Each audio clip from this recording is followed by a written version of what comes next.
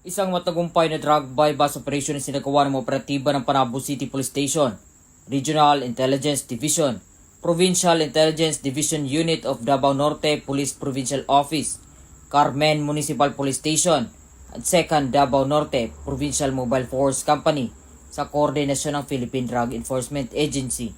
Nitong Hulyo 23 taong kasalukuyan, nagresulta sa pagkakaaresto ng isang individual at pagkakakumpiska ng hinihinalang shabu sa Purok 5, Barangay Southern Davao, Panabo City, Davao del Norte.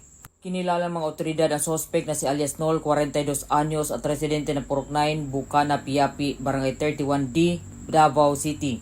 Mula sa kanya nasamsam ang tinatayang 8 gramo ng hinihinalang shabu na may street value na humigit kumulang 54,400 pesos, isang kalibre 45 baril na may 5 live ammunition, isang sling bag, isang Honda XRM Black motorcycle at iba pang paraphernalia. Nahaharap ngayon ito sa kasong paglabag sa Republic Act 10591 o Comprehensive Firearm and Ammunition Regulation Act at Republic Act 9165 o Comprehensive Dangerous Drugs Act of 2002.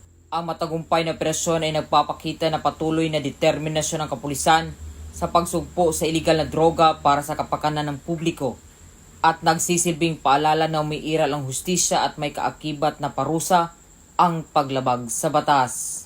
Mula dito sa Davao del Norte Police Provincial Office, ako ang inyong PNN Correspondent, Patrolwoman Reyna Ros Disipulo, alagad ng batas, tagataguyod ng Balitang Pulis.